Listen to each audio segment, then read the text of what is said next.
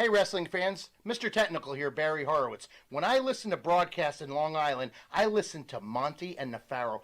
They are the best. They're what you call in the French avant-garde, to be different, just like Mr. Technical wrestles. And I give them both a big pat on the back. Yes, I will be riding high.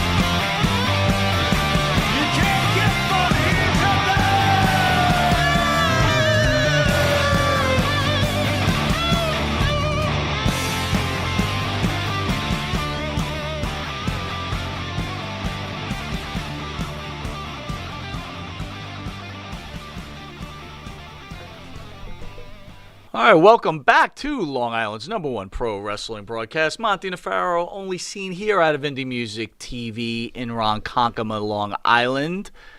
It's another Thursday, and we're welcoming all the fans back to Long Island's #1 pro wrestling show. And at the board is our #1 producer. It's Matty Ice. Hey, Matty. So, Matty, what happened? Your car broke down? What's going on, bro? Yeah, the starter broke down once more. This is a tale that happens too many times. Dude, this snow cost me so much money to do both my houses. What about the Pharaoh's car? The Pharaoh's car cost almost $1,000 this week. What about me and Matt are going to be walking to the studio next week? Life's rough, man. This storm sucked. If anyone didn't know, that's the star of the show, Mr. Jimmy Farrow. He's to my right. Jimmy, how are you, buddy? Oh, the star, yeah. I'm doing all right, I guess, when I'm not paying for the repairs on my car. I'm doing fine, yeah. How you doing, folks? So, some sad news earlier this week. Hey. More? Dustin Diamond, Hey. best known for Saved by the Bell, Yeah. passed away. Lung cancer. What's your memories of this show? Did you have were you showing this to your child growing up? No, I mean, it was so when I got home from the military, yeah, my calendar's right, so I'm off probably here. in my early 20s, Maddie's Okay. age. Okay. It was on. This was the 90s. So I didn't really watch it. Like, it wasn't influential. We're Yeah. older, right? But Maddie, I was aware that it was becoming influential, and all these years later, it obviously was to that generation. Matt, any thoughts on Saved by the did you Bell? grow up on Saved by the Bell? That was more my brother's generation, more or less. I was still in the SpongeBob phases, you know, where Nice. yeah, I still a love little too young. SpongeBob. Yeah, Nice. so I know my brother watched that like a demon though. He found that hilarious. Like so, a demon? yeah. Gotta watch Saved by the Bell. Yeah, Fun, that's the yeah. diamond. What? You know, it's funny when you look at that cast, right? Yeah. He's the memorable one. Well, the to me. one girl, Tiffany, she moved on to 90210. Okay, good career. The other obviously. one, Elizabeth Berkley. Look at you she- spitting out. No, you didn't watch it, huh? Wait, no, You didn't hold on. watch I it. want to explain Oh my something. God! Wait a minute. Good. Is that a Saved by the Bell lunch pail? No, in no, your it chair? isn't. What? But Come hold on, Elizabeth Berkley No, that's ended good up job. doing like a semi-porn movie. Oh, It was great. like, I Now- forget the now name that's of it. why you know. That's hilarious. Oh my God. Okay. And did anybody else go on to anything from Well, that show? Zach went on to like a cop show. Okay. And unfortunately, I think the one left behind was Mr. Poor Dustin Diamond. Left Behind. Yeah. Yeah, but to me, he was the star of that show. Why Remember? why was he He's the star? most memorable to me. Wasn't he the wackadoo? He was out there. Well, He was a character. I would He say, was a character. I would That's what say I remember about that him. back when wrestling, before COVID, back in the day, Oh, before he always COVID. used, him and Mr. Belding used to show up at a lot of wrestling, independent wrestling events. Did they really? They were like the stars of it. He's almost got a wrestling name. I thought this was an ECW thing or something. I wasn't sure. Well, Andrew Anderson, who is a good friend of the show, Yeah. he was talking about Dustin because he's known him from all these signings and these events and stuff Okay. like that. And from what he explained to me is Dustin was sick well back into September and wasn't getting any help. Can I ask what he passed from? I don't want to sound like I've been like, Lung cancer. Ah, And it was quick, too. was he It a smoker? like, I don't. Who knows? I know he had some problem with alcohol. Okay. went to Don't we jail. all? I mean, yeah. Don't we all? Oh, went to. Okay. Don't we all? Yeah. Wow. It's just unfortunate. He's young too, He's right? like, I you mean, know what, How when- old was this man? He's 44 years Oh, old. come on. And by the way, before the show went on, when I could hear the music for the video, I wanted to walk into traffic. I'm serious. This is so sad. You should I'm be like, making me laugh at this point. I'm I mean, trying- well, is there an walk into alternative? We're traffic. supposed to sit here and cry? No, we will not cry. It sucks, though. That's horrible. And he was tremendously memorable to me. It's the star of the show, as far as I'm concerned. well, you know what? Everybody knows who Screech was, so I guess he was a star I'm of the telling show. you, and there's a generation who absolutely love him. So you know what? Rest in peace and good job, bro. You'll be remembered by that generation for the rest of their lives. Well- we should all be so lucky to say something like that. Well said. You know? On the Monty and Farrow Show, we'd like to recognize Black History Month. Okay. February in the United States is the annual observance Yes. of Black History Month, also known as African American History Month. I like this. It's also observed not only in the United States annually, but Canada, Ireland. Hey, my homeland, Netherlands, United Kingdom. Cheerio. And of course us. Cheerio. Nice and, job. And of course, America. Nice job. Well, being a pro wrestling show, for the month, we will choose one African American pro wrestler every show Oh, somebody comes to mind right to away. to discuss at some point. We'll have some famous wrestlers call in, Sure. African American wrestlers, Okay. and they'll discuss along Okay. with us some of these African American wrestlers. So this week we're going to recognize the natural Butch Reed. Oh, the timing. Unfortunately, Butch Reed suffered a heart attack last week, and our prayers go out to him and his family. Was there 2 heart attacks? Was that I heard. falsely reported? I heard too. Okay. My biggest thoughts of him were when he was here. Number one, what a gentleman, very pleasant, but more so his love for JYD, Junkyard Dog. That's the thing I remember the most about the interview, was his, pure emotions over JYD. Yes, You know, totally. that he's a good man. I hope he gets better quick. Not to get off subject, modern day warrior Billy Jack has been missing. We do have Billy Jack's phone number. His number's God. not working. What's going But on? just surprisingly enough, James Terry, private investigator for Pro Wrestler, will be on the second half of the show, and we will talk about Billy Jack Haynes. I've actually sent him out looking for Billy Jack Haynes, and we're going to find out what he's come up with. Oh, boy. But back to Butch Reed. I'm sorry to draw you off that. Where does Butch end up in the annals of pro wrestling history, according to the Pharaoh? According to I love how you throw it all on me. I better say good things. He's a main event guy, obviously. One of the major players of his time period. I think you love him a lot more than I do, but I'm still curious about that. I don't remember. I feel like we missed some of his greater days when we couldn't see him in other territories. If that makes Well, any sense. you know, We it's- saw some of him, but we didn't see all of. It's all funny of his, when he came to the WWF at the time. He was coming from, I believe, well, obviously, the Louisiana territory, right? obviously NWA area. Yeah. right, So right. he came in, dyed his hair blonde. He was I like called the that. Natural. I like that, by The the one way. exciting part about Butch Reed for me Okay. was that he was really going to be the first black intercontinental champion. He talks about it on the interview. You could go to the Monty and the Pharaoh page and see that interview. He just decided not to show up. He said he was tired. They ended up giving it to Honky Tonk Man, and then we obviously know where that ended up in history, did right? that alter history? That did alter history. Wow. But a lot of people seem to forget that Butch Reed joined Ron Simmons with Doom. And at the time, and maybe if you look at history, Doom was one of the great tag teams in the history of pro wrestling, in my opinion. Thoughts? Way up there. You know how much we love those bruising tag teams. Yes. We've always been a fan of those bruising tag teams. They were badasses. You had no argument there, you know. I'd like to go back and watch a bunch of videos on them to further formulate my thoughts on Doom as a whole, but definitely memorable, definitely badass. Well, remember when you know, Butch said that Ron started doing business for himself, and he became world heavyweight champion after Doom, right? So I think I got the timeline right. Oddly enough, you know, you talked about how Butch Reed could have been the first black intercontinental champion. He eventually gets paired up with the guy who becomes the first black world champion. There you go. Great Very point. interesting. Very good point. Very too. interesting. Life is strange that way. I kind of like it. All right, What else we got? We'll be right back after this commercial break, and in a few short minutes, we'll have private investigator, pro wrestling investigator, Mr. James Terry. Stay tuned. You need a body shop? You need engine repair? Auto Excellence, Collision Specialists, 631-261-6420. That's 631-261-6420. Auto Excellence. That's right, folks. Canine Corral for all your dog daycare and overnight care. Call 631-549-1544. That's 631-549-1544.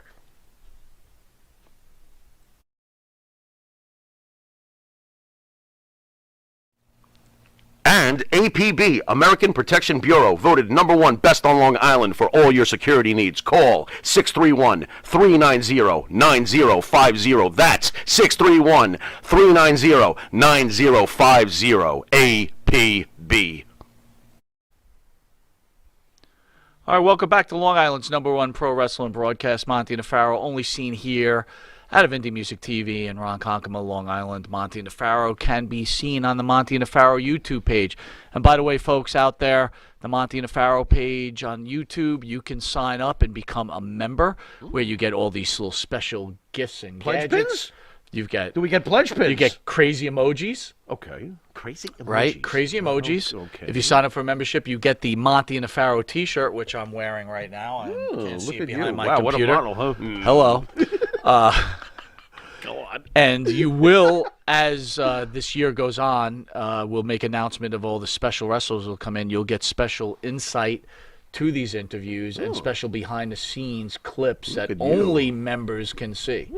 So We need pledge pins, though. We've got to get them.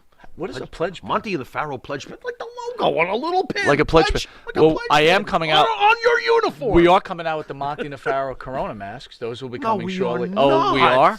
Matt, you'll be able to wear that? Man. The Monty Nefaro Corona mask? Oh. No, it's not, but I'm fully excited. That will be really Holy awesome. biohazard, So you could have Batman. Monty Nefaro all over. Maybe at some point we'll have Monty Nefaro underwear. I'm not sure. Oh, stop. Monty Nefaro could be What? seen on Extra on large Facebook Live, the Monty Nefaro page, iHeartRadio, Spotify, Anchor, Pandora, Twitch TV, the Monty Nefaro page, Channel 15 in New York every Tuesday from 7 to 7:30, and for early risers on Channel 115 from 6 a.m. to 6:30. And soon to be on a Fruit of the Loom commercial. There you go. Monty the Pharaoh Channel underwear. 20 in New York cable on Friday morning at 1:30 a.m. Are you? Nice. Have you caught any of the I Friday don't morning have shows? TV. Oh, I forgot. Thanks. Well, James Terry will be on one of the future episodes on cable, so that will be pretty awesome. Nice. I want to thank Wisteria Hall, who sings the theme song for Monty and the Pharaoh. The name of the song is Riding High.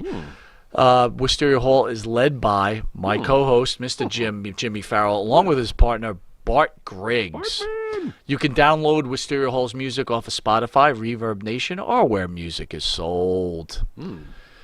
So, Jimmy, before we get to James, let's this Sunday we had the Royal Rumble, but before we discuss that, let's discuss the WWE documentary that came out on Yokozuna. You mean the one you saw and I haven't seen? Yeah, but you know what? Let's discuss it. That's not even the point. The point is, first of all, the WWE. We all know that they sold the network or rented the network to something like Peacock that. for 5 years. Right. For a fortune, yes. But I got to tell you, their documentaries are top notch. Yeah. I'm sorry, when these people put out these documentaries, Not and I'll name surprised. a few, I don't want to embarrass them, but they can't even touch these WWE documentaries. Not on that level, no. Any of them. No. But the one thing we were talking earlier. The HBO quality here, you know? Oh, what I'm absolutely. Like, what are we saying here? You know, a show, it does make a difference. It makes a huge difference. Huge difference. Modern Day Warrior asked, we have Jim Rockford in. He was a PI also. I don't think he's alive anymore. Rockford Jim Files. Rockford. You know what's scary? He's Is he must be our age because if he knows what the Rockford Files is, that's pretty. That's effing scary. That's great. Where I never gave a lot of thought to Yokozuna, but as I'm watching this documentary, okay. I'm like, this guy had a lot of clout Yeah. in pro wrestling. Like he actually changed from the shitty. He made the shitty '90s into actually brought it back into like relevance into some points, right? Really? Okay. Thoughts? Well, I don't know. I'm wondering what. You don't seem like you agree obviously- with me. Well, obviously from the documentary, these are the impressions you got that were reinforced. When I look at, first of all, I always thought Yokozuna was absolutely the top of formidable. Like when this guy got in the ring, he never had. Did you think he was Japanese in the beginning? Of course. I did too. I was shocked to find out he was Chief Jay Samoan. Strongbow was an Indian. He's eating pizza. I mean, come on. I mean, whatever. Whatever. He played the role perfectly. What, you thought he was Samoan? I did not think he was Samoan. Well, come on. But when I found out, I was disappointed. Disappointed. That's great. I think I That only is found great. out a few years ago. Right. Actually, to be truthful. What's cool about Yokozuna was, and he's finally getting some credit for this years later, was his agility. This guy could do some things. Oh, yeah. For a very, very large man, he could do some very impressive things. Yeah, Yokozuna was great. It's actually- I do need to see the documentary. It's actually very sad, right? Because the WWE really tries to take care of him and make him go on a diet because he's just like he's getting slower. They doesn't can see he's sound- having issues. Oh, they put him okay. with Owen Hart. Okay. You know, they put him with Owen Hart Yeah. because he couldn't move the way he used to move. Right. And you're not He to was ruin turning it. into the role of Andre almost Oh, towards the yes, I understand. yes, very good. Well, that's very what happened good. with Andre and Haku. History repeats itself, I guess. But you know, for all these WWE haters or these Vince McMahon haters that say he doesn't take care of these wrestlers, Oh, come on. it's like, boy, did they go out of their way to help this guy. Well, why should we talk about that when we could talk about the 3 or 4 that he didn't? Let's do that. Yeah, You good know point. how it works. Like, life is perfect, and he's going to 1,000% take care of everybody. Not everybody's exactly nice to him all the time either.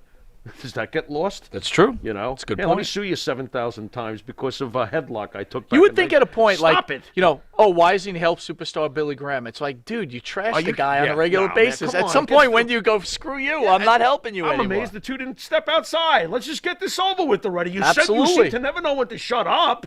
you're right. What the fuck? Eh. People are unbelievable. They really Edge are. is your 2021 Royal Rumble winner and winning it from the #1 spot. Right. Thoughts on that? Fucking incredible. I mean, now I have to put the horn on the cable thing. Damn it. Flipping incredible. I was amazed that, Edge went the whole way through. We did talk about it before the event happened, and we felt that it was either going to be Edge or maybe Daniel Bryan or somebody like that, but we had pretty much come up with Edge. Right. And a great performance. I am surprised at it, but he seems to be beelining towards Roman Reigns, and that's a sexy matchup. I think it's going to be him and Roman. Well, the teasing NXT, You know. right? He was at NXT yesterday. Edge versus Finn Balor. You'll be all over that. No, you Well- won't. You will not be all over that. They'd be an amazing match, quite honestly. I would hate that match. You'd hate every second of it. I would hate every Yeah, you would second. hate every First of all, second why of it. would you even do that? Like, You wouldn't wouldn't. Even make any No, sense. it's going to be Edge and Reigns. So then I Karrion think. Cross came out and said to Edge, don't count on Finn Balor. If you're going to go for this belt, you're going to get me. Yeah, don't. Yeah. Edge will die. Cross will murder him. Dude, Edge Roman Reigns is a hot That's the main ticket. event. Hot Obviously, main that's event. That's the ticket. So let's speak about ageism, right? We're older guys. Okay, we could Right? talk about that. Could you speak a little louder? Go on. Goldberg, too old, but Edge, okay?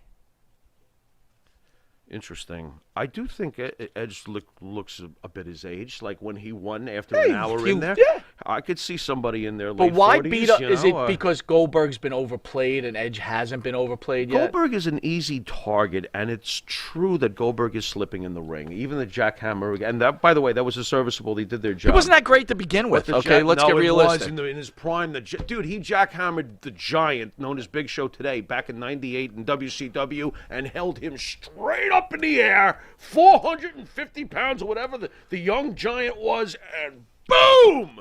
Nah, Goldberg's jackhammer used to be of legendary status. Whether you love him or hate him, you'd be ignorant to say anything else. I just want to go but back he's to getting older now. I want to go and back. It's showing. I want to go back to the Yokozuna documentary. Yeah. Joe Han says out there, Heroes of World Class Wrestling, the story of the Von Erichs is way better than any WWE documentary ever made. Okay, I would say this. That's his opinion. I would say That's fine. the love the downfall, Von Erichs. but the Von Erich documentary made by the WWE is top notch, and I would say it's actually better than Heroes of World Class Wrestling. I've seen that documentary. I know, and you're a huge Von Erich fan. I am so a huge Von I'll Erich go with fan, your opinion. and I will That's also fine. say this: it's an opinion. If you're going to look at any documentary, I'm sorry, the Andre the Giant documentary is the cream of the crop.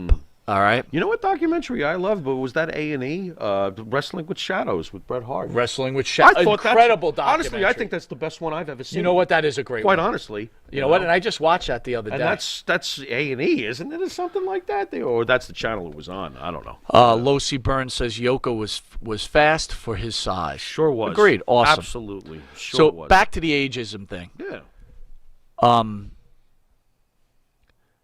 I think it's a Goldberg thing, dude, because people are Yes. jacked up about Sting Look, being back. look. Really? Sting? Goldberg is You were jacked up with Sting, right? I always like to see Sting. I'm cool with that.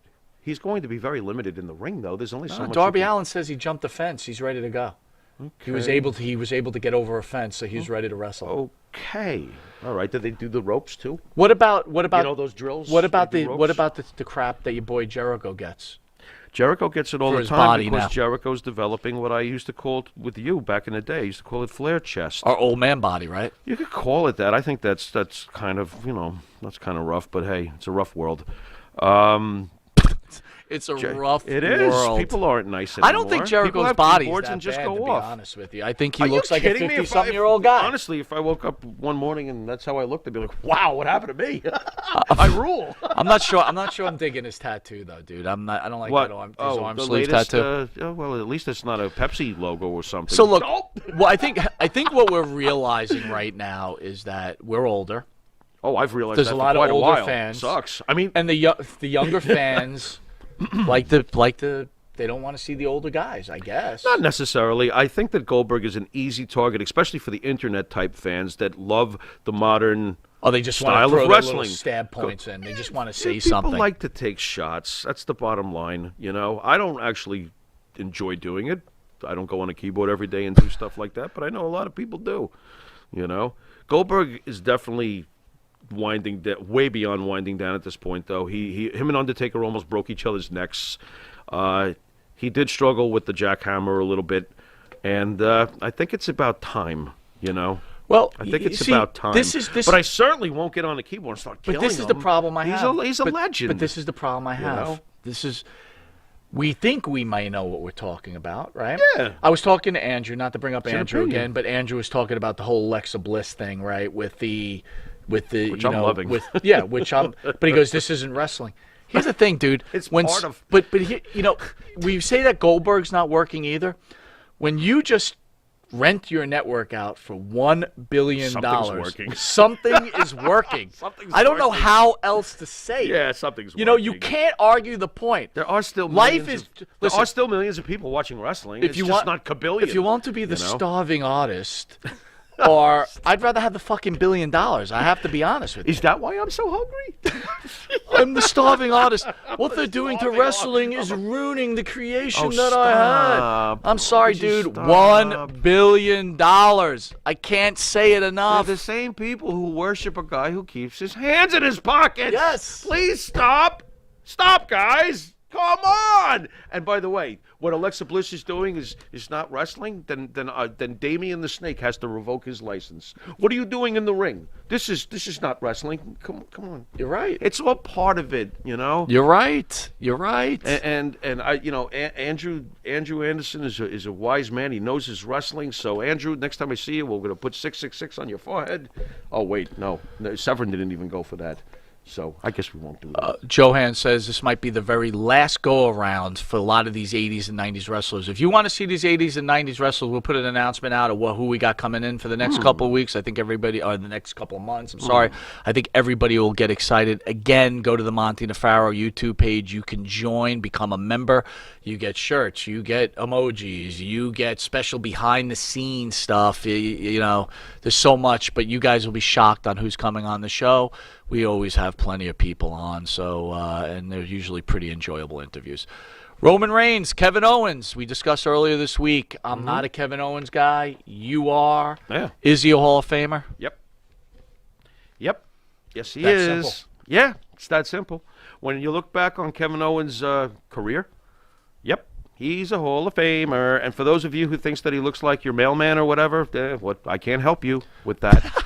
I can't help He you does with look that. like my mailman, You know, Kevin Owens has. If you look back and see that some of the things Kevin Owens has done, like I was saying to you so passionately during the week, you know, he Right. shows up on his first appearance on Monday Night Raw, and who does he beat?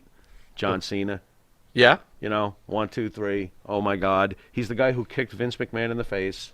Yeah. You know, This is true. Kevin Owens. What about the night that Triple H, you know, turned and basically that moment where Kevin realized I'm about to win the world title because Triple H is on my side. That look that he had, his time with Y2J, that whole pairing that carried Raw, quite honestly, Right. for how long? Like at least a calendar year. Yeah. We talk about runs and how they should count. You know, did that run count? Those two were legendary together. You know, you just made the list. You just made the list. Those two were amazing. Kevin Owens has done, and apparently behind the scenes too. Vince must love him because he's done everything they've asked him to do. I Top look shelf. at Kevin. Kevin and Shane. Kevin is the and guy that everybody. gets the people, that gets the next wrestler over to the next But level. he's also been a world champion. Yes. And a respectable one in my opinion. You know, I mean, he did something most wrestlers would never do. He gave up the belt to Goldberg. He didn't bitch. He didn't whine. He didn't complain behind the scenes and say, "That's it, I'm leaving." He understood that these are the parts that you got to play ball with the boss. You know, and I think he's done a good job of that, and he's done an amazing job in the ring, and he's great on the microphone. Sorry, he looks like your mailman. Modern day warrior says Kevin Owens looks like Norm from Cheers. That's what I'm getting at. That's pretty funny. Norm. Everybody- Then he said when he comes over, like, Kevin. You want to go where everybody knows your pain? Look at Kevin Owens. Ding. That's pretty good, man. With that bad, we'll be right back after this commercial break. And shortly, we are bringing on private investigator of pro wrestling, Mr. James Terry. Stand by. Jimmy, I got to take a dump. What? No. I mean, I need a dumpster. Well, for all those needs, you need to call Big V Dumpster Rental, Long Island, New York, 631-900-DUMP.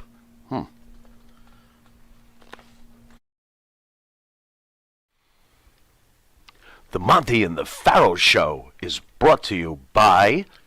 Because wine is your second favorite four-letter word. California wine, New York attitude. Good fucking wine. Yeah. Jeff Quest, graphics design, custom vinyl lettering, and all your art and video needs. 516-317-8204. That's for Jeff Quest, graphic design.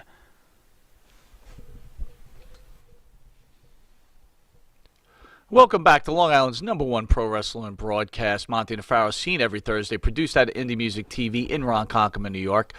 After this next little segment, then we are bringing on our special guest, Mr. James Terry, private investigator of pro wrestling. I want to reach out to one of the fans out on our Facebook page, and he's right. Elizabeth Berkley, the movie I was talking about, is Showgirls. Okay. Dude, you should catch it. Showgirls. Showgirls. You will enjoy. It is a Right. hot mess. Hot mess. It's a hot mess, Interesting. man. Okay. I Now love I'm that. intrigued. Okay. You will love it, and it's probably free. So Why does it ring a bell? I It's don't ringing know. a bell to me. Bianca Belair, Yeah. we chose, wins the Women's Royal Rumble. Thoughts? I guess it's.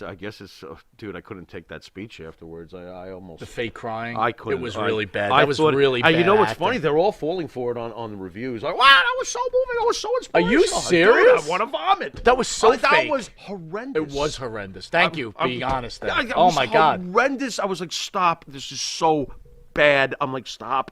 That was me. Whatever. I thought it was terrible. It was bad. But she's a tremendous wrestler. There's no doubt about that. She does nothing for me, just for the record. She's got a good body. That doesn't even equate with me. I got you. She's killer She's a shape. killer body, She's right? in killer shape. Yes, absolutely. Good wrestler and all, but it does nothing for me. But I understand why they did this. She's been pushed well on the card. She's been pretty damn good. So okay, logical. I thought maybe Charlotte, they'd play the safe thing. Charlotte. I think or Banks whatever. Belair has. Yeah, it's going to be good. It's going to be a good match. Yeah, I think that's going to be. You know what I mean? I'm and then I'm you're all probably for going to it. get Flair, Asuka. Yeah, Which, I think so. you know what? WrestleMania's turned out to be a big deal. Well, as usual, it'll probably be a pretty decent card. Were you shocked that we did not get Lesnar, Cena, Punk, or Becky Lynch? No, because None of them? No, because and you're funny. You always say, not during the COVID era, not during the COVID era, not during the COVID era. There's no one in the audience. There's no one in the audience, and it's so funny. We get close to the Royal Rumble, and you're like, okay, Lesnar's gonna come out, and Cena's gonna come out, and you're sucked back into the fan. Well, because we got 25,000 fans going It's to be at not- WrestleMania. I still don't believe it. I'll believe it when I see it. And I just feel like there's no reason to pull a trigger without the fans. A huge trigger, unless you're just All trying right, to... so I made a few phone calls before the show. Okay. It's 2 shows, Yeah. 2 nights, Yeah. 25,000 fans each. Okay. If everything goes down okay. Well, And the they clear Super Bowl's getting 25,000 fans. Interesting. Okay. It's all at Tampa. Do you feel bad for Tampa that they got an opportunity for WrestleMania and the Super Bowl? I mean, to me, it's amazing that the Buccaneers are in the Super Bowl and they're playing in their home stadium. Is that how this is working? Yeah, absolutely. That's pretty good. All right, before we get to James Terry, I need to know who don't are do you picking? I hate when you do this. Who are you picking You go first. for the Super Bowl? You go first. No, you must speak first. Who's winning the Super Bowl? You love this game. I hate this game. Go on. Who's winning the Super Bowl? Kansas City Chiefs by a blowout. I have to agree. I can't disagree with that. The Kansas City Chiefs are the more totally balanced team with the better coach. However, I will say this. It's pretty silly, unless your name is Eli Manning, to bet against Tom Brady.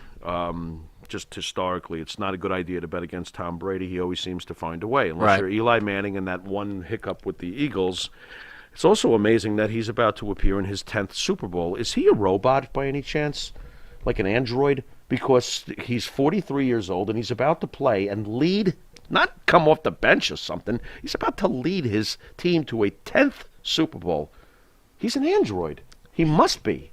So he's got to be. How is it possible? No quarterback ever lasted this long on that level. I've never seen such amazing will from an athlete. It's ridiculous. What a leader. And I'm a Jet fan. He's tortured us for decades. I am so impressed with this. He's a cyborg. Well, He's a cyborg. I think this Terminator is going to be terminated. You know what? Let's hope finally that it may end with, like what Joe Montana said walking off after his last game. Everything hurts. Just be done. Just be done. Just go away already. I see ghosts. And why did he come to the Jets and lead us to a Super Bowl if he was going to No, do anything? our quarterback sees ghosts. Oh, yeah, that's and gets true. scared. Yeah, boo. All right, with that, we'll be back with our guest, Mr. James Terry, after this quick commercial break. Nice. In the mood for a freshly roasted cup of coffee? www.offtherailscoffeeroasters.com.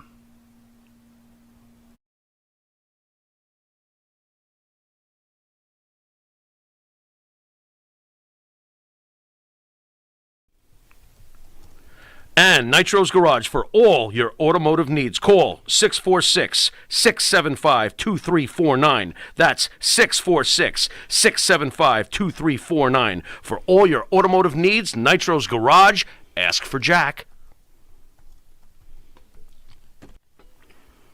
Elm Logistics for all your logistic needs. Call 631-299-3595. That's 631-299-3595. Elm Global Logistics. Pride, performance, and partnerships. Welcome back to Long Island's #1 pro wrestling broadcast. Monty Nefaro, seen every Thursday from 9 p.m. to 10 p.m. out of Indie Music TV.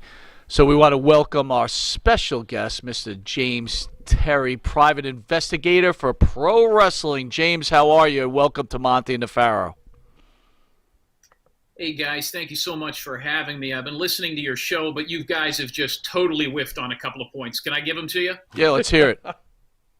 All right, we're going to go Saved by the Bell. I'm 43 years old. I absolutely love the show. I watched it every Saturday morning in between wrestling. So the biggest star to ever come out of that show was Leah Remini. Did you know she was on that show? Of course. She was in the that Summer Beach Club, That's like right. 5 Leah Remini episodes. from Kings of Queens. Yeah. She would by far be the biggest star to ever come out of that show and headlined a network program for years. I think she was only in maybe 1 or 2 seasons, but yeah, she was like a Cabana girl or something. But I got a real quick story about Saved by the Bell. I was playing in a college football national championship game in 1995 in Long Beach, California. I played at a junior college football program down there as a place kicker. And the night before the national championship game, they brought both community college football teams in for a dinner and a dinner show. The star of the show was a former Saved by the Bell cast member. Now, growing up and watching that show, I knew exactly who he was. And none of the guys on the team, if there was 125 football players, I would say 121 of them were black guys. Black guys in the 80s and 90s did not watch Saved by the Bell. But the guy that was in the show was this man. Do you remember Max? Max? Max? Yes, his name was Max, and he owned the restaurant that all the kids in Saved by the Bell went ahead and ate at on the weekends. Oh, that's right, Max's. Okay, yeah. Max's, that's correct. So I knew who he was. He's a phenomenal magician. So he was up there. It had nothing to do with Saved by the Bell. He's the host of this MC, and I wait until every football player from both college football teams leaves this dinner show to meet him. And I go up to him, and he pulled a duck out of a hat. He was an incredible, kind of like a David Copperfield light. I'm the only guy in the whole audience that knew who he was, and I go up to him, and I said, what am I going to say? What am I going to say? So I went up to him, and I said, hey, why wasn't Kelly Kapowski here? And he looks at me, and he takes a drag in the cigarette, he blows smoke in my face, and he goes, fuck off. And that was the only close encounter with that show I ever had. And then I saw him years later in Las Vegas. He was doing some magic out there. But Leah Remini, by far, is the biggest star to ever come out of that show. Right. Dustin Diamond, man, what a tremendous talent. He was the Horse Shack of our generation. Yeah, well, my point was that he was the most memorable character. I don't even remember Leah Remini being on the show, so there you go. Yeah, and Kevin Owens in the Hall of Fame. Should we get like King Kong Bundy in there first? Oh, absolutely. There's a whole bunch we can get in first. The list is very long. So we were going through the list of Hall of Famers. Real quick, before we get into what you do, let's see how much you know about Leah Remini. What was one of her first movies that she made? Oh, wow. That's a good one. I would have no idea. I don't know. What was she in, like an HBO Skinamax type deal? You remember the movie Old School? I do. She was in that. Yeah. She's... What about I Was a Teenage Scientologist? You ever seen that one? Absolutely. She was a Scientologist. Oh, awful. All right, anyway, let's get to the matter at hand. So, James, welcome aboard. So tell us a little bit about yourself for the fans who may not know who you are.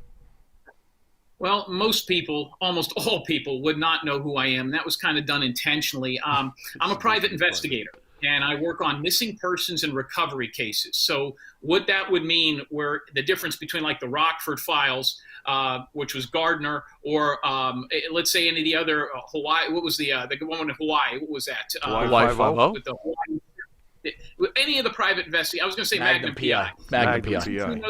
A lot of different things. All I do is missing persons and recovery work. And I have a background in professional football. I played and still currently play, if the season ever comes back, arena football. I've played over 19 seasons in arena football as a place kicker. So most of my career has been spent in professional football. As my career started to come to an end, I didn't know how much longer I would play. I kind of went ahead and started looking at some of the stuff that other guys on the teams were doing for jobs in the off season. I didn't want to teach school, and I didn't want to work at Denny's. And being a college football player at a historically black college, you're talking about black history, my major in college was black history. And they just ain't giving too many jobs to a guy like me with that. I actually went to Clark Atlanta University, and that is the same school that a famous wrestler named New Jack played college football at. So New Jack was at Clark Atlanta University a few years before I was. I used to see his photos on the wall. Skinny young kid. He was a phenomenal football player. I believe he played linebacker. But I was seeing maybe the football career thing coming to an end. A lot of guys I know were getting into bounty hunting or bodyguard work. One of my roommates in the Arena Football League was George Murdoch. Now, this is George Murdoch before he was famous. George Murdoch played arena football, and we were roommates in Nebraska. George Murdoch later became, in the wrestling circles, Brodus Clay. I believe he goes by Tyrus now. So we were just two young guys making a couple of $100 a week to play, and these guys were all getting into bodyguard work. He later became Snoop's bodyguard. I knew him when he was doing that. Other guys I know were bounty hunters, kind of like Dog the Bounty Hunter, or like David Schultz. But I didn't want to carry a gun, and I didn't want to track down pedophiles in Mexico, so I looked into the private investigating, went to college with my mom, back to school with my mom at Hillsborough Community College, and finished and got a degree in private investigating, which I have done for the last 6 years. While I was in private investigating school at HCC in between the arena football seasons, the professor came up to me and he said, listen, you're interested in missing and recovery work only. You're not going to do cheating housewives. You're not going to do insurance claims. You're not going to do murder cases. You're a wrestling fan. I'm from the Tampa Bay area, Clearwater. These professional wrestlers are on every corner. Steve Kern, Hulk Hogan. Growing up, we used to see Hulk Hogan at the grocery store. The Bushwhackers, the Nasty Boys. I saw Knobs working at a flea market probably about 2 years ago. He makes the best ice cream you can imagine. So these guys are all over the place. And you said Jimmy Hart, they're everywhere. So he said, listen, we have a lot of professional wrestlers, and there's two stories I'd like you to look into before you graduate college. One is Gino Hernandez. Now, I was a big Texas, Von Erich, professional wrestling fan growing up, even though I grew up in Florida, because in the mornings of Saturday, we would get the AWA at 7 to 8.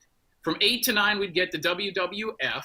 And then from 9 to 10, we would get World Class Championship Wrestling. Saturday night, we'd get Gordon Soley and wrestling from Florida, the Dusty Rhodes, the Sullivans, the whole 9 yards. So I got 4 hours of professional wrestling in 4 territories on a Saturday growing up, in between Saved by the Bell. So I grew up watching wrestling. The professor looked at it. He says, you got 2 cases here, Jake Roberts and Gino Hernandez. Gino Hernandez's story to look into scared me a little bit because of the homosexual vibe that I was getting from it. It seems like in order to figure out what really happened to him, I would have to dig into his sexuality. I didn't really like that. The other one was Jake the Snake Roberts, whose sister went missing in 1979, the morning of Thanksgiving, Jolyn Smith Rogers. So I grabbed that, started looking into it, and that's what propelled me to get taken on by Jake's sister, Rockin' Robin, who was the only world champion in the family. And she took me on, and for 9 months, I did nothing but dive into Jake the Snake Roberts, Sam Houston, Rockin' Robin, and all the other siblings about Jake the Snake's missing sister. And that's how I got started 6 years ago. And that led to cases over and over again being called for professional wrestling. In fact, in the underground, I've been known as the kayfabe detective or the wrestling PI. I do other cases with celebrities, but professional wrestling keeps popping up in my world of private investigating, and Jake the Snake was the first one. So let's talk about Jake the Snake. As we know, Dark Side of the Ring, we were talking about documentaries. I believe season 3 starting, and there is one on Jake the Snake's sister. Did you have any involvement in that documentary at all? Well, Dark Side of the Ring at all with this particular episode?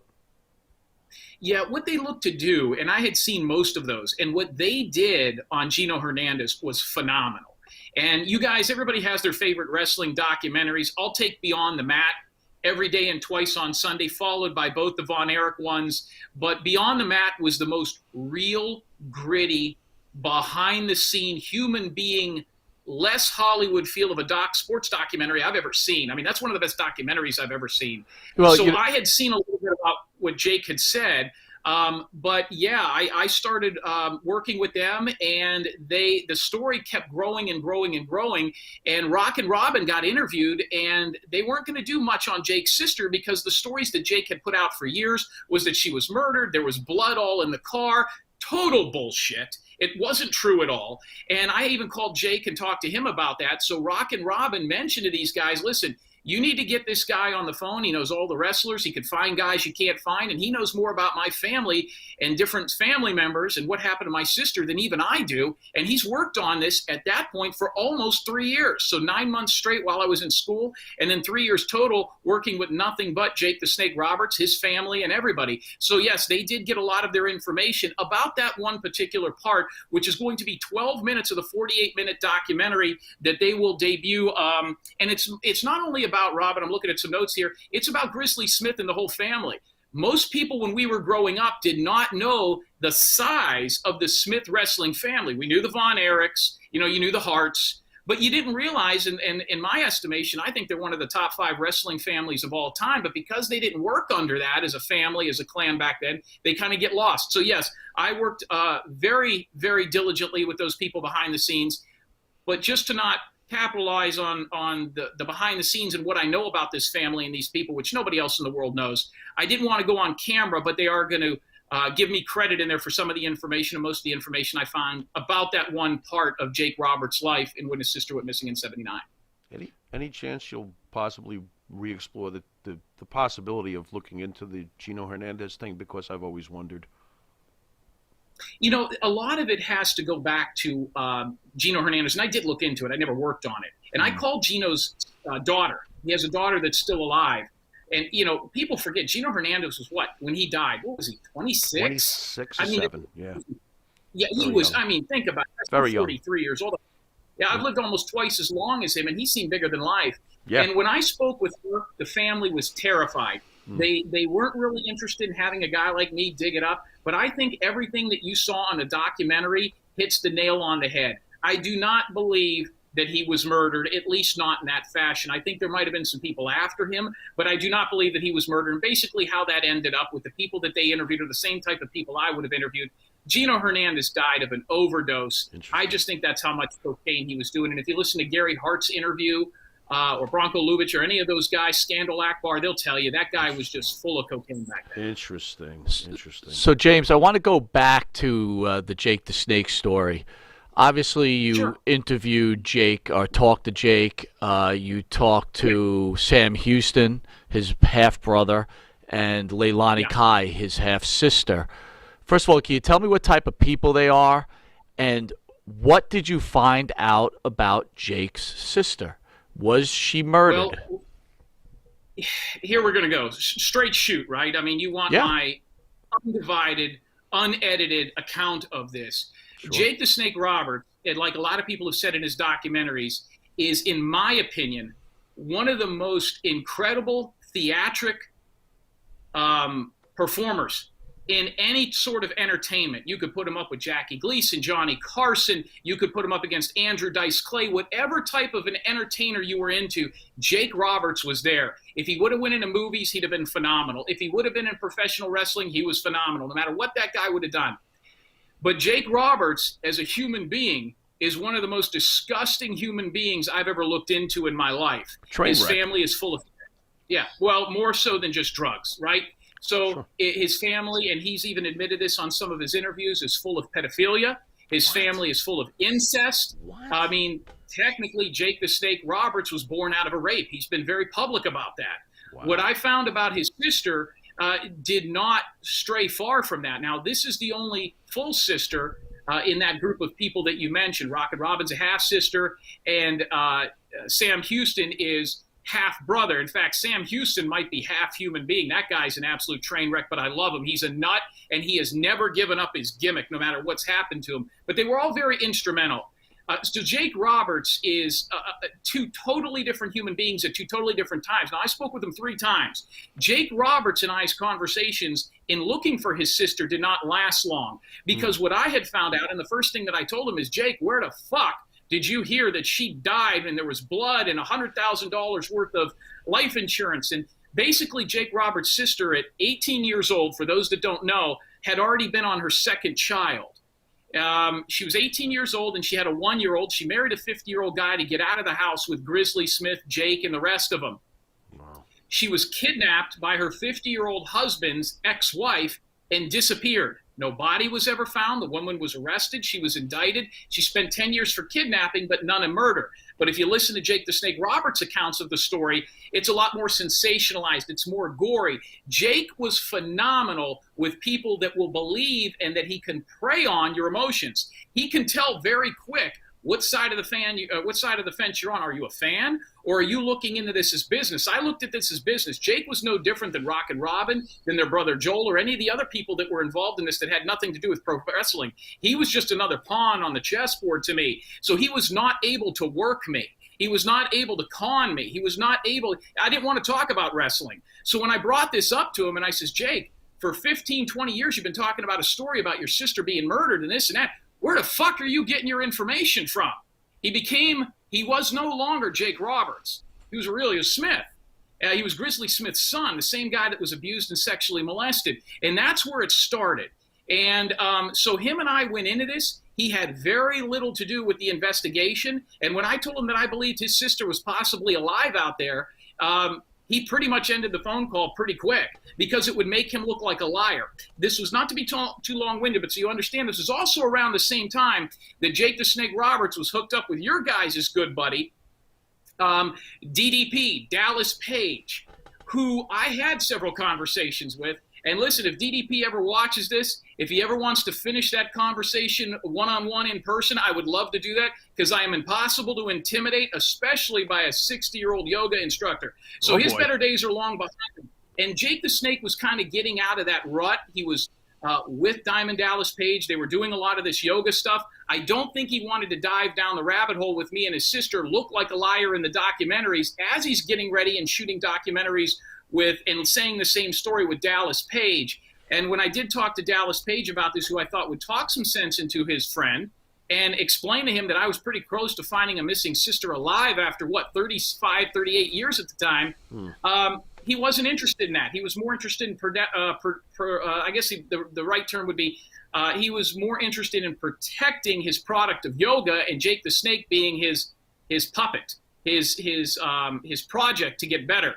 Dallas Page was always, is always, and always will be a mark for his own gimmick. And I told him that on the phone. So this involves a lot of different people, but Jake the Snake is probably the smallest part of the story. His sister is a way bigger story than he was. Did DDP threaten you? Did you at any point get any threats for your work? Were you trying to uncover DDP never threatened me.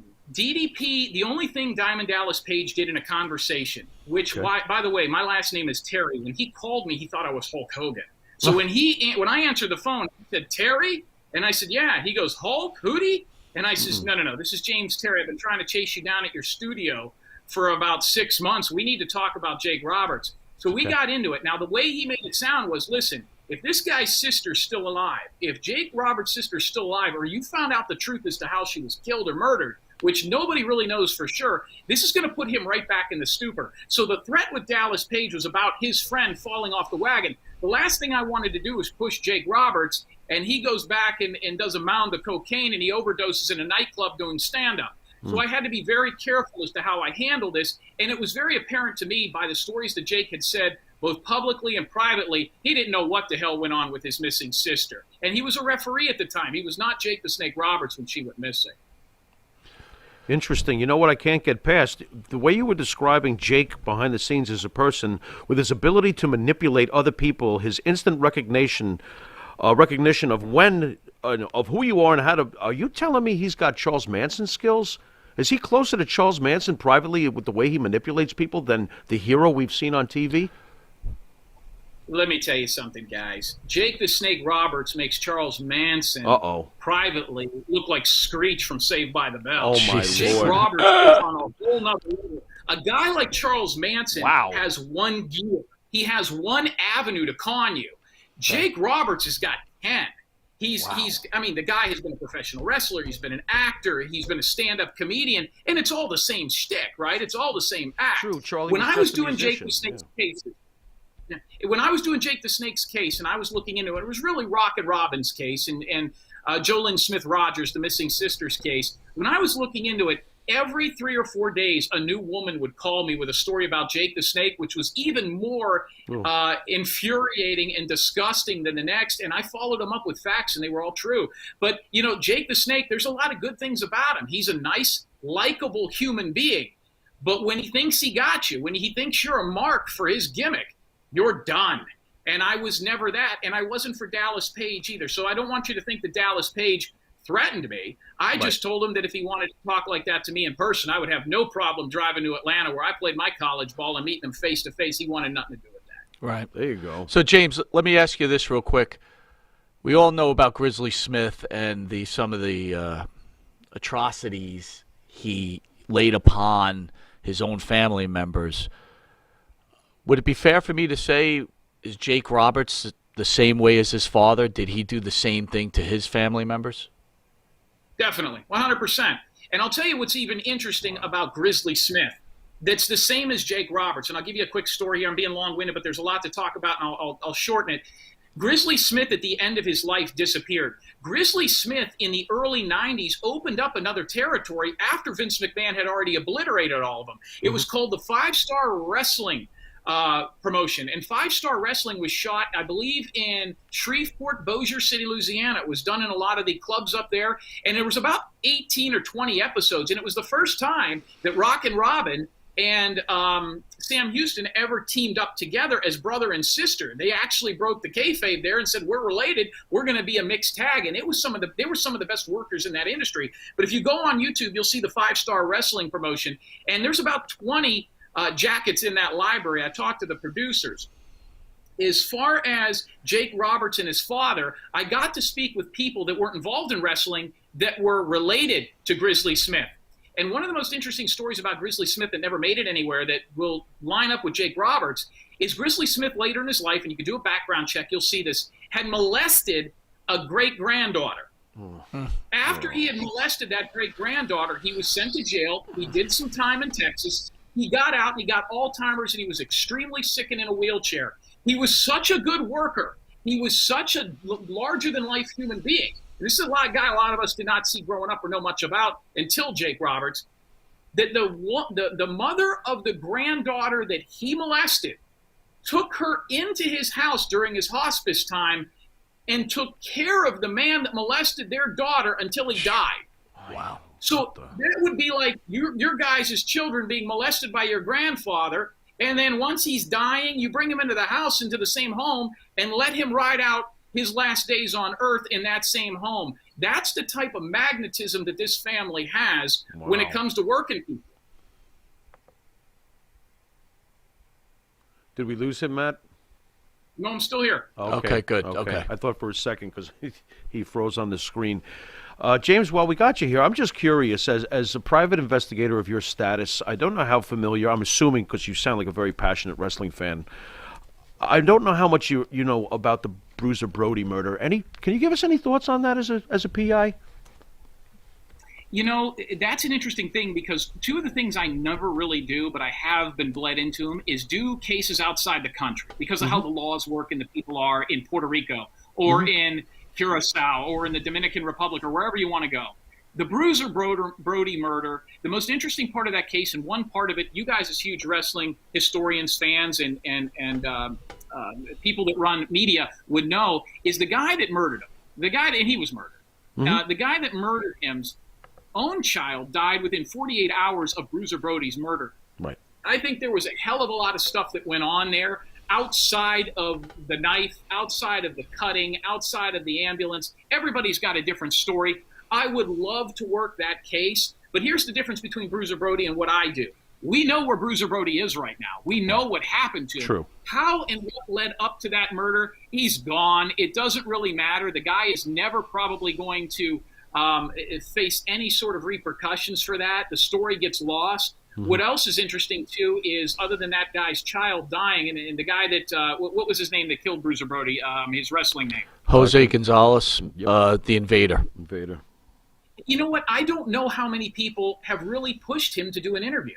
just like finding Billy Jack Haynes for you guys, which I found a phone number for him, and he's a strange human being. And a lot of the guys, the stranger these wrestling guys are, the more truth they tell. Billy Jack Haynes with that thing in Arkansas is right on the money. He knows exactly what he's talking about. The Marty Jannetty thing, boy, I'd love to look into that. It would take me about 2 days to figure out whether or not he assassinated a bowling alley guy. But, it's in Florida where I'm from. And by the way, guys, let Marty Jannetty know I worked for a doctor, an ankle specialist, one of the best in the state of Florida. I did some work for him. Okay. He's waiting on Marty Jannetty. We'll see how bad those ankles are pro bono. He just needs to get in contact with me through your show, and because of your influence of putting me on here, I'll take care of Marty Jannetty's ankles. But I might do something in trade-off, which is the name of that bowling alley. But as far as that, we know James, not to cut you off, but I want to do a shameless plug. If anyone doesn't know what James is talking about, Marty Jannetty at some point said that he murdered someone who tried to sexually assault him. And Marty pretty much announced that on our show first. Shameless plug. Go ahead, James. That is correct. You guys listen, you guys broke that story first. Nobody in this industry does what you guys do. I don't care what kind of mask they put on, what country they're from, or who they're married to. Nobody works the media like you guys do with professional wrestling. Nobody gets the guests. Nobody gets the info, and you broke that story. And, man, I got calls about that for 3 or 4 days. And I get calls from wrestlers all the time that want me to find stuff that are less than a missing sister. Could be Hulk Hogan's. I got a call to find Hulk Hogan's boots from the WrestleMania 3, which, by the way, guys, Joey Morella should be in the Hall of Fame. He was the third guy in the ring for Hogan and Andre. Put Joey Morella, Gorilla Monsoon's son, in the Hall of Fame. The guy gave his life to the business, and it's one of the most fascinating stories. I would love to look into that case, but I get calls to do all kinds of different cases. Joey Morella is one I would like to look into. You mentioned that, but yeah, if he wants his ankles looked at, you tell your partner over there to give me a ring, to get in contact with me, and I'll put him in contact with a doctor that I think could really help him out. Because, man, if you don't have your ankles, 30% of your bones are below your ankles. You need some help. We will. So, a couple things. Let's go back to Billy Jack. What did you find out about Billy Jack? Anything? The way to get a hold of Billy Jack with a lot of these guys, one of the hardest guys I ever tried to get a hold of was the assassin, the masked assassin, who still scares the hell out of me. He's living in Georgia. And it was to go around and near people that were that person. Don't actually look for the assassin. Don't actually look for Jody Hamilton. Call his aunt. Call his uncle. You know how many phone calls I got from producers and television people? And, you guys put up this thing about Dustin Diamond dying. Vince McMahon's brother just died. Yes. A lot of people didn't know Vince McMahon had a brother. Do you know how many calls I got? Even I'd say 2-3 years ago, with people and media outlets wanting to look into Vince McMahon's brother, who had I think he did something with a steel company or something in Texas, and they wanted to find that guy. He was very easy to find. So the way you find guys like Billy Jack Haynes or any of these is go to people that either lived with them, dated with them, or that they screwed over, and they're more than willing to tell you where they are. If you try to find Billy Jack, you never will. It's the peripheral that catches these guys, and that's why I've been successful at working with these wrestlers. The Dan Crusade is asking, do you know anything cool about the Dino Bravo murder? Yeah, Dino Bravo, I want to tell you, and this is really going to blow this one, I don't think that was as sensationalized as a lot of people think it was. I think basically what Dino Bravo is you have to remember Dino Bravo from his early career, before the blonde hair, right? When he was Dino Bravo and wrestling in other promotions, he was a top guy somewhere else. By the time we saw him, if you're 40, 35, and he was already a mid-card guy at best. I think he was just a guy that thought he was bigger than life. He was invincible, bulletproof, and they proved that, no matter how big you are or if you believe wrestling at the time, you're not going to outrun or beat a bullet. And a bunch of them got him. So I think that he ripped off the wrong people, and he was gone. And there's another story of a guy that if it was in the United States or if it was any other guy or if the media was a little bit different at the time, a lot of these guys, Gino Hernandez, it was a 1:27 blurb on a wrestling show on Saturday that he was gone. Unless you were in that Texas market, nobody knew he died. Right. There wasn't, the news outlets in Seattle weren't covering it like they were Chris Benoit. But Dino Bravo died because he ripped the wrong people off. It is that simple. We know what ended up happening to him. Some of the other ones that are a little bit more interesting than Dino Bravo would be Joey Morella. I would love to look into how Adrian Adonis died. I don't think that whole story is out there. The Chris Benoit thing is total horse shit. I don't care what anybody says out there. There is more to that story than could possibly be put out there. And I don't think it has anything to do with Kevin Sullivan, but there's a hell of a lot more out there. But does the family want to hire a guy like me to really dredge that up? And if I find something else, who else is it going to hurt? A lot of these people wanted the story to die. Rick Rude is another one. I mean, what he had amputated before he died, would ruin his whole legacy and who he was. Or he committed suicide. So a lot of these guys you want to keep 26 years old and that they might have been murdered, where really Gino Hernandez was probably messing around with the wrong guy. He was a bisexual, took too much cocaine and overdosed because he was paranoid as shit. So, James, back to Rick Rude. So are you saying what the rumors are true, that Rick was injecting steroids into his penis and then he did something wrong and he had to have it amputated, which then he committed suicide? Ooh. Yes. Man. Yeah. Yeah. I mean, listen, the fact that guys like, and this kind of infuriated me a little bit with what you guys said about Yokozuna. The WWE wanted him to be healthy. They wanted him to do that. How old was Eddie Guerrero when he died? Talk about the picture of health. The guy didn't look like he'd ever die. Right. And then you get a guy like Bruno Sammartino who never took anything. He lives till he's 90. Right. But so they were interested in getting Yokozuna in shape, but guys that were in phenomenal shape, because they wanted him in phenomenal shape, were dying at a faster clip. Then let me give you a perfect example, and you would remember this from the Von Erichs, the one-man gang. Mm-hmm. How long's that guy going to live? You talk about a slob. I mean, he looks like but Popeye's chicken and orange soda for the last 64 years. And the one-man gang still works at a prison. So how in God's green earth is he that and Yokozuna isn't? So, I don't buy the whole thing. It's like Black History Month. I mean, no avenue of entertainment did blacks look worse in than the WWF. I mean, do we remember Slick? You know what I mean? So I think a lot of it is, he was a pimp. The Junkyard Dog had a dog collar around his neck. I'll tell you what, the next time you have a black wrestler in your show, go ahead and put a dog collar and a chain around him and see how long you guys are on the air in New York. I'll let him try. He's bigger than me. No, thank you. Yeah. James, what's your thoughts, real quick, on Snuka? The Snuka situation with Nancy Argentina. Yeah, he killed that woman. Okay. He killed that woman, and I think that and a lot Vince of people McMahon buried it. I've heard stories about large suitcases. Yeah. I mean, listen, guys, when you're talking about these small towns in Pennsylvania and Connecticut where they're doing house shows in towns, and I've played in these towns in the Arena Football League, like Johnstown, Pennsylvania, or Bemidji, Minnesota, or Lakeland, Florida. If you show up there, those cops, those sheriffs of those small burgs, those small towns, they run the town. That's it. Sure. So if you show up, there's a girl that's dead. Jimmy Snuka's larger than life. And let's not forget, right before Hulk Hogan, right around Bob Backlund, I mean, the Iron Sheik was the transitional champion. Your two biggest guys were Sergeant Slaughter and Jimmy Snuka. Yep. That's it. Yep. So it would be like The Rock today. You know what I mean? So, I think he killed that woman. He murdered her. There was other women that he had assaulted physically. I mean, the guy was jacked up on more stuff than you could possibly imagine. So are we to believe because he couldn't cut a promo, he didn't have a temper? I mean, for God's sakes, the guy got hit with a coconut. You know what I mean? And still kept going. So I think that's an avenue. Yeah, he killed her. Those are all come and gone. And I think that he did that, and it wasn't brought till later. And that was right around the same place that Bill Cosby got out of all his stuff for a long time that they eventually prosecuted him in. So when those sheriffs don't want to press charges, you're scot-free. And he stayed out of trouble after that. Right. Real quick, we got a few more minutes left. I wanted you to share your thoughts on Kerry Von Erich, the suicide, and then obviously you were roommates with Brodus Clay, who was let go out of Fox for sexual harassment. Maybe you could tell us a story about Brodus Clay. So Kerry Von Erich and Brodus Clay? Kerry Von Erich, guys, if there was, he was looking at a lot of jail time.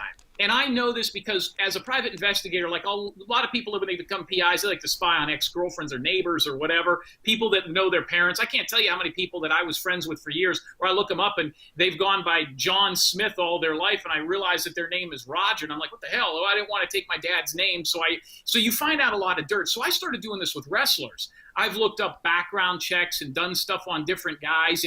And I looked up the Von Erichs because I had met Kevin Von Erich at a wrestling reunion show in L.A., and there was lines for Mankind and all these different guys. He was barefoot. He spent 30 minutes with me. He's the only celebrity I've ever paid to meet. I didn't want the autograph. I wanted to meet him, took a picture with him. And he was the nicest human being in the world. Obviously, he didn't have a dental plan because he looked like his mouth looked like the garden weasel. But he was the nicest guy in the world. But as far as Von Erich, I looked into him a little bit. He was looking at doing maybe 3 to 5 years on drugs. He didn't have a foot. He was going to go to jail. He was more worried about his persona than anything else. He was going to have to be away from those drugs, probably not be able to kick it in prison. They had kept him out of prison for years on drug charges. And basically what happened was he blew himself away. And he shot himself not in the head. He shot himself in the heart. A lot of people don't know that. His autopsy and different things, it was a gunshot wound to the torso. It was not to the head. And he did that in his suicide note. He listed a lot of different reasons, but he was so vain he wanted an open casket, so he shot himself in the chest. The other story you wanted me to bring up was who? Brodus Clay? Yeah. I got a million stories about Brodus Clay. So Brodus Clay and I, in around 2004, are playing for an arena football team called the Tri-City Diesel in Kearney, Nebraska. And it's not even on his Wikipedia or anything out there. Brodus Clay was an incredible offensive lineman and defensive tackle in arena football. He played at the University of Nebraska at Kearney. Now, I never knew what he was. We were roommates. He was a knucklehead. He drove around in an old car. He was from California. And I used to joke with him. They put us in the room together. And the reason they put us in the room together is I'm a kicker. And at the time, I was probably 6'3", 190 pounds. And he was probably 6'5", 370, 360, and as a shoot. And this was when he was big and heavy and lineman-like. Now he's gotten into that powerlifting look. And I used to always say, answer me one question. Are you a black guy? Like, what are you? You got blue eyes. You got a mohawk. You got blonde hair. Are you a black guy or a white guy? And so he was my roommate, and they put us together because if we roomed together, we were on the buses together. You had a little guy and a big guy. So he liked the fact that we would sit on the bus rides to these long trips with a little guy, and we watched wrestling together. He never had an interest in it as far as becoming a wrestler. So he comes. I had a car, and he didn't. We stayed at a married dorm at the University of Nebraska at Kearney. And he comes to me one night, and he says, man, you got to do me a huge favor. He goes, there's a bar in town called the Holiday Inn Express Lounge. I need to go by there and drop some stuff off, pick some stuff up from a guy. And he was working as a bouncer a little bit. He goes, it's a big nightclub, 3 minutes. I don't drink. I never did drugs. And I never partied, went to strip clubs or all that. So I says, you know what? I'll drive you. So we drive up there. He goes in. He goes, wait out here. Keep the car running. I'll be in and out in 3 minutes. He says, just stay right here. He goes in. He comes out. He's sweating a little bit because he's a big guy. He takes his hat off. He goes, all right, let's go. We get in the car. We go back to the dorm, the dorm room. And he says, you know what? I'm going to go stay at my girlfriend's house tonight, who, by the way, I later found out he was banging the owner's daughter in town, which is one of the reasons his arena football career stopped. And the only black guy in Nebraska and on that in that state and in that area to be banging the white owner's daughter didn't go too well. So he goes, I'm going to go stay at my girlfriend's house. He goes, give me a call tomorrow. We'll go to practice together. You come get me. I says, okay. At about 6:30 in the morning, the door is getting virtually kicked in. And I go to the door, and there is state troopers, police officers, guys with bulletproof vests on, all outside of our apartment, our dorm.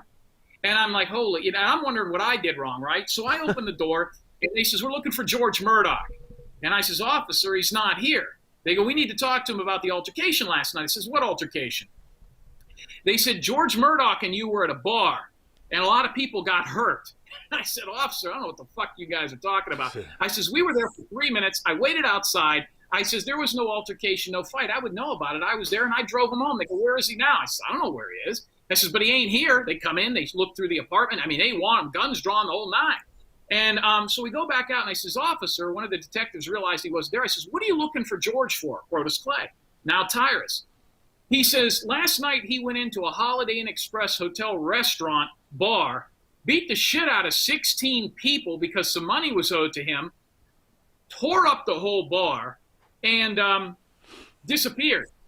And I says, wait a minute, what? So George Murdoch drove up with me, went into the bar, beat the shit out of half of Kearney, Nebraska, kicked in the bouncer's face, smashed the bar, beat up the bartender, guys and girls all over the place, got in the car, and never fucking mentioned it. We went back to the room, and that's why he didn't want to stay there that night, because he knew the cops were coming, and if they talked to the white guy, he'd be okay.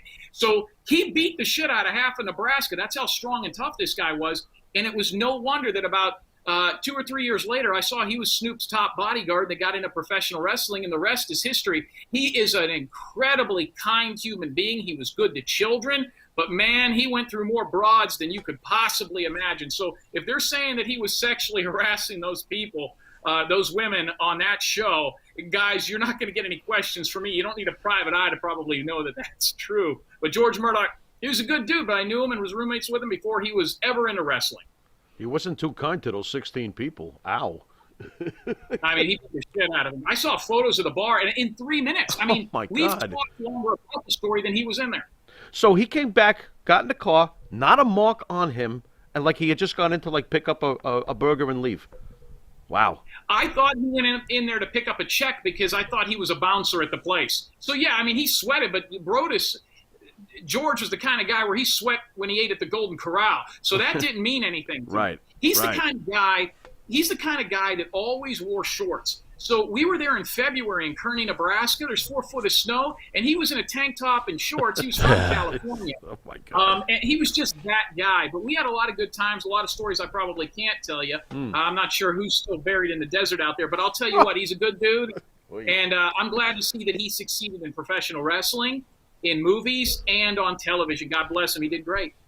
James, we want to thank you for a wonderful interview. Where can fans reach out to you if they have questions or they want to know more about you? Where can they find you?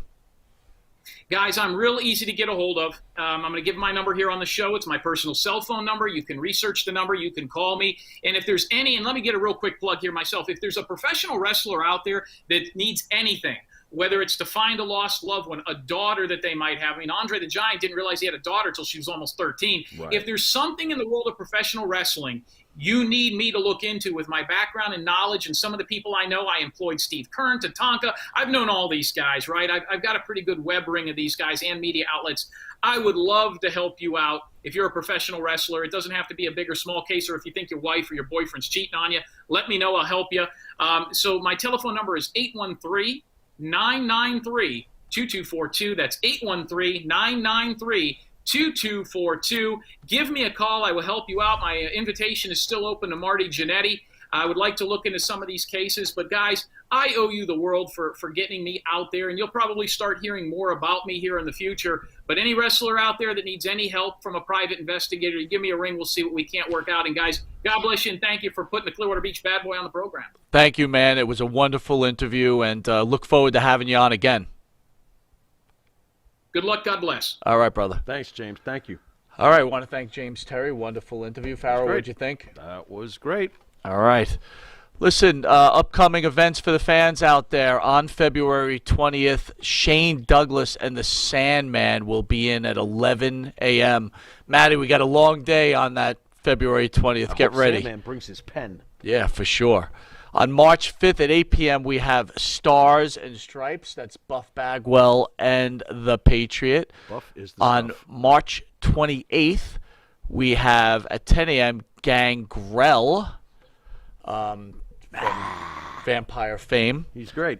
Love On him. April 3rd, we've got Vampiro. I am stoked about And then that. right after Vampiro, we have Money Incorporated. That's Ted DiBiase and IRS. They'll Everyone's both got be a doing price. individual interviews, and then we're going to do a little combination interview. So that's going to be a wonderful Better time. make sure you get your taxes in line before You IRS ain't gets kidding. you. Oh, yeah. And on April 25th at 10 a.m., we have the Hall of Famers, the Rock and Roll Express will be in studio. So please, guys, mark that on your calendar. They're going to be wonderful interviews. And again, I keep asking, join the Monty DeFaro YouTube page. You will get a free T-shirt, behind-the-scenes information, Pledge pin? autographs, and we're working on a pledge pin, without a doubt. You've been watching Long Island's #1 pro wrestling broadcast, Monty DeFaro, seen on the Monty DeFaro YouTube page, Facebook Live Monty DeFaro page, iHeartRadio, Spotify, Anchor, Twitch TV Monty DeFaro page, channel 115 every Tuesday from 7 p.m. to 7:30. That's New York cable. And for early risers, channel 115, 6 a.m. to 6:30. And on channel 20, Friday morning at 1:30 a.m. Farrow, thoughts about the show and some last comments, my friend. Just an excellent show as always. Rest in peace to Dustin Diamond. The Royal Rumble was great. Edge is not too old, damn it. And thank you to James Terry once again for a very, very insightful interview. He's got me rethinking about a few wrestlers, to tell you the truth. That was pretty revealing. Hey. Awesome stuff. Oh, boy. All right. You've been watching Monty and the Pharaoh. I'm Mike Monty. This is the Pharaoh, and until next week, as I always say, later.